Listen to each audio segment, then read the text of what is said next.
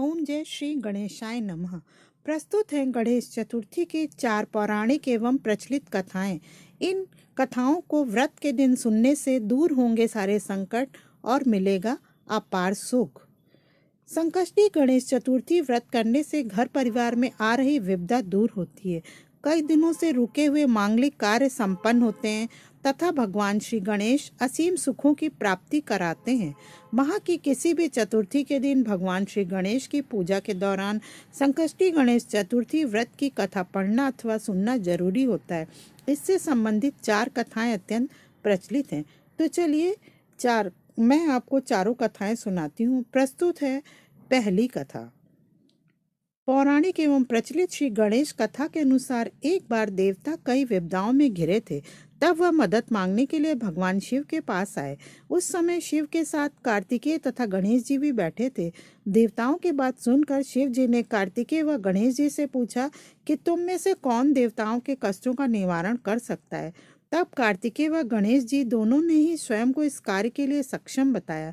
इस पर भगवान शिव ने दोनों की परीक्षा लेते हुए कहा कि तुम दोनों में से जो सबसे पहले पृथ्वी की परिक्रमा करके आएगा वही देवताओं की मदद करने जाएगा। भगवान शिव के मुख से यह वचन सुनते ही कार्तिकेय अपने वाहन मोर पर बैठकर पृथ्वी की परिक्रमा करने के लिए निकल गए। परंतु गणेश जी सोच में पड़ गए कि वह चूहे के ऊपर चढ़कर सारी पृथ्वी की परिक्रमा करेंगे तो इस कार्य में उन्हें बहुत समय लग जाएगा। तभी उन्हें एक उपाय सूझा। गणेश जी अपने स्थान से उठे और अपने माता पिता की 7 बार परिक्रमा करके वापस बैठ गए। परिक्रमा करके लौटने पर कार्तिकेय स्वयं को विजेता बताने लगे।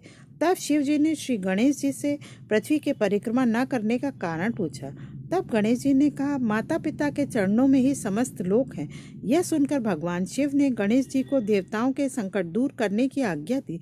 इस प्रकार भगवान शिव ने गणेश जी को आशीर्वाद दिया कि चतुर्थी के दिन जो तुम्हारा पूजन करेगा और रात में चंद्रमा को अर्घ्य देगा उसके तीनों ताप यानी दैहिक ताप, दैविक ताप तथा भौतिक ताप दूर होंगे। इस व्रत को करने से व्रतधारी के सभी तरह के दुख दूर होंगे और उसे जीवन के भौतिक सुखों की प्राप्ति होगी। चारों तरफ से मनुष्य की सुख समृद्धि बढ़ेगी। पुत्र पौत्रादि धन ऐश्वर्य की कमी नहीं रहेगी।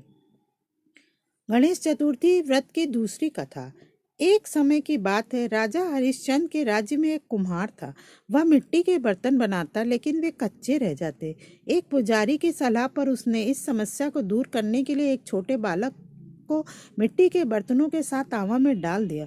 उस दिन संकष्टी चतुर्थी का दिन था। उस बच्चे की माँ अपने बेटे के लिए परेशान थी। उसने गणेश जी से अपने बेटे की कुशलता की प्रार्थना की।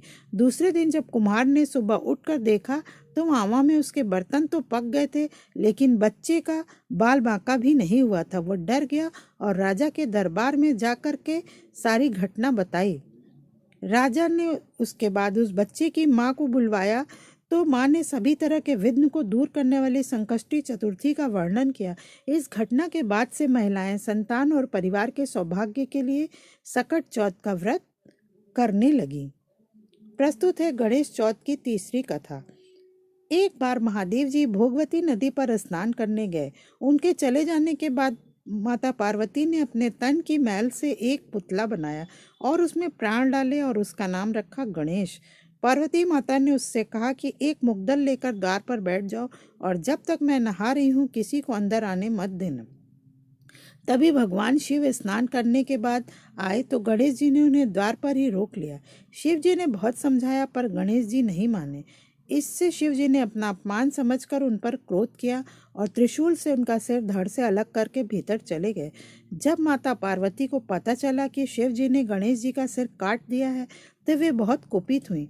गणेश जी के मूर्छित होने से माता पार्वती अत्यंत दुखी हुई और उन्होंने अन्न जल का त्याग कर दिया। पार्वती जी की नाराजगी को दूर करने के लिए शिव जी ने गणेश जी के हाथी का मस्तक लगाकर जीवन दान दिया। तब देवताओं ने गणेश जी को तमाम शक्तियां प्रदान की और प्रथम पूज्य बनाया। यह घटना भाद्रपद माह के शुक्ल पक्ष की चतुर्थी को हुई थी। इसीलिए यह तिथि पुण्य पर्व गणेश चतुर्थी के रूप में मनाई जाती है और तब से हर गणेश चतुर्थी पर पढ़ी जाती है। प्रस्तुत है गणेश चौथ की चौथी कथा। दो देवरानी और जेठानी थी। देवरानी के पास बहुत धन था, लेकिन जेठानी गरीब थी। जेठानी गणेश जी की आराधना करती थी और वह अपनी देवरानी के घर आटा पीसने जाती थी। जिस कपड़े से वह आटा छानती थी, उस कपड़े को घर लाकर पानी में घोलकर अपने पति को पिला देती थी। एक दिन देवरानी के लड़के ने देख लिया और अपनी माँ से बोला कि माँ, ताई यहाँ से आटे का कपड़ा ले जाकर ताऊ जी को घोल कर पिला देती है। देवरानी ये बात सुनकर बहुत गुस्सा हुई और जेठानी को बोली कि मेरे घर से आटा छानने के बाद कपड़ा यहीं पर रख कर हाथ धोकर जाना। ऐसा ही करने लगी, लेकिन जब वह घर जाती तो उसका पति बोलता कि मुझे आटा घोल कर दो, मुझे बहुत भूख लग रही है। जेठानी ने बोला कि आज उसने आटा छानने का कपड़ा रख लिया। तब उसका पति गुस्से में आकर उसको मारने लगा। उस रात वह गणेश जी से आराधना करके सो गई और रात में गणेश जी आए और उन्होंने पूछा कि क्यों रो रही है। तो वह बोली कि मेरी देवरानी के आटा छानने के कपड़े लाकर मैं पति को घोल कर पिला देती थी, लेकिन आज उसने कपड़ा रख लिया और मैं उसे नहीं पिला सकी, इसलिए मेरे पति ने मुझे मारा। गणेश जी ने कहा कि मैं घर घर से तिलकुट खाकर आया हूँ, इसलिए मुझे शौच जाना है, कहाँ पर जाऊँ। उसने कहा महाराज, बहुत जगह पड़ी है, कहीं पर भी चले जाओ। गणेश जी शौच करके वहाँ से चले गए। थोड़ी देर बाद जो उसने उठकर देखा कि सारा घर हीरों से जगमगा रहा है। वह धन को इकट्ठा करने लगी और थोड़ी देर बाद जब उसने देवरानी ने अपने उसको उस दिन देवरानी के घर जाने में देर हो गई। देवरानी ने लड़के को भेजा कि देख कर आओ, आज ताई क्यों नहीं आई। लड़के ने आकर देखा कि ताई के घर में तो बहुत सारा धन हो रहा है। उसने जल्दी से जाकर अपनी माँ को बताया। देवरानी दौड़ी दौड़ी आई और पूछा कि तेरे यहाँ इतना धन से कहाँ से आया। तब जेठानी ने सारी बात बता दी। इतनी बात सुनकर देवरानी घर पर आई और अपने पति से बोली कि मुझे भी लकड़ी से मारो। जेठानी के पति ने उसे लकड़ी से मारा था। उसके घर बहुत धन हो गया। उसका पति बोला कि तू धन की भूखी क्यों मार खाती है, लेकिन वह नहीं मानी और उसके पति ने उसे खूब मारा और वह सारा मकान खाली करके गणेश जी का प्रतीक्षा करने लगी। और उसके बाद गणेश जी का नाम लेकर सो गई और गणेश जी आए और बोले कि मैं घर घर से तिलकुट खाकर आया हूँ, इसलिए मुझे शौच जाना है, कहाँ पर जाऊँ। तब वह बोली महाराज, मेरे घर तो बहुत बड़ा मकान है, कहीं पर भी चले जाओ। गणेश जी शौच करके वहाँ से अंतर ध्यान हो गए। थोड़ी देर बाद वह उठकर देखी तो उसने देखा उसके घर में बहुत सारा कूड़ा कचरा रखा हुआ। यह देखकर वह बोली कि महाराज, आपने तो मेरे साथ कपट किया है, जेठानी को इतना सारा धन दे दिया और मुझे कूड़ा करकट दे दिया। गणेश जी वहाँ आए और बोले कि तू धन की भूखी मार खाई और वह धर्म की भूखी। देवरानी बोली कि महाराज, ये सब कूड़ा करकट समेटो, मुझे तो धन नहीं चाहिए। तब गणेश जी ने कहा कि तेरे पास जितना धन है उसमें से आधा धन जेठानी को दे दो, तब यह सब कूड़ा कचरा समेट दूंगा। देवरानी ने जब अपने धन में से आधा धन जेठानी को दे दिया, तब गणेश जी ने अपनी माया समेटी। हे गजानन, गणेश जी महाराज, देवरानी को दिया वैसा किसी को मत देना और जेठानी को दिया वैसा सबको देना, और कहानी सुनने वालों की सब जो हुंकार भरने वाले हैं उनकी पूरे परिवार की मनोकामना पूरी करना। जय श्री गणेश जी महाराज। और अब प्रस्तुत है गणेश जी की खीर वाली कहानी। ये कथा भी बहुत प्रचलित है, गणेश चौथ के दिन कही जाती है। एक बार गणेश जी ने एक छोटे बालक के रूप में एक छोटी कटोरी में चावल और चमचे में दूध लेकर चले और वह हर किसी से कह रहे थे कि कोई मेरी खीर बना दो, कोई मेरी खीर बना दो। और कोई उनकी खीर नहीं बना रहा था। रास्ते में एक बुढ़िया बैठी हुई थी। उसने कहा ला मैं बना दूं, और वह छोटा सा बर्तन चढ़ाने लगी। तब गणेश जी ने कहा कि दादी माँ, छोटी सी भगोनी मत चढ़ाओ, तुम्हारे घर में जो सबसे बड़ा बर्तन हो वही चढ़ा दो। बुढ़िया ने वही चढ़ा दिया और वह देखती रह गई कि जो थोड़े से चावल उस बड़े बर्तन में डाली थी वह तो पूरा भर गया। गणेश जी ने कहा दादी माँ, मैं नहा कर आता हूँ, खीर तैयार हो गई। तो बुढ़िया के पोते पोती खीर खाने के लिए रोने लगे। बुढ़िया ने कहा गणेश जी, तेरे भोग लगना कहकर चूल्हे में से थोड़ी खीर डाली और कटोरी में भरकर बच्चों को दे दी। और बुढ़िया की पड़ोसन ऊपर से देख रही थी, तो बुढ़िया ने सोचा कि यह चुगली कर देगी, तो एक कटोरा भरकर उसे भी पकड़ा दिया। बेटी की बहू ने चुपके से एक कटोरा खीर खाई और कटोरा चक्की के नीचे छुपा दिया।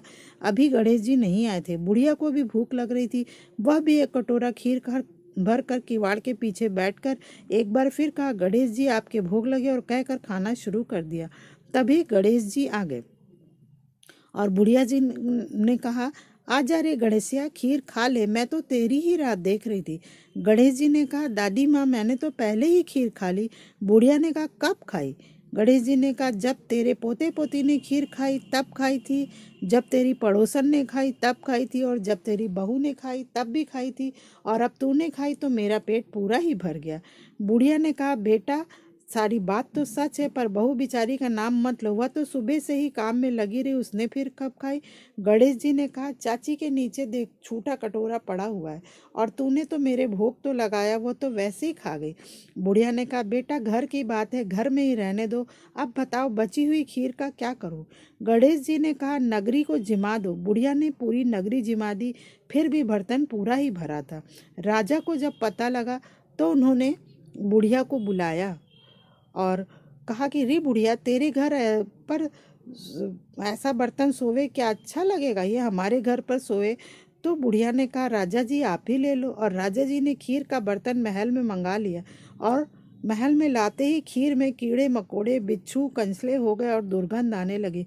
यह देखकर राजा जी ने कहा, बुढ़िया बुढ़िया वापस ले जा, तुझे हमने दिया। बुढ़िया ने कहा, राजा जी आप देते तो पहले ही कभी भी दे देते, यह बर्तन तो मुझे मेरे गणेश ने दिया है। बुढ़िया ने बर्तन वापस लिया और लेते ही सुगंधित की हो गई, और घर आकर बुढ़िया ने गणेश जी से कहा, बची हुई खीर का क्या करें?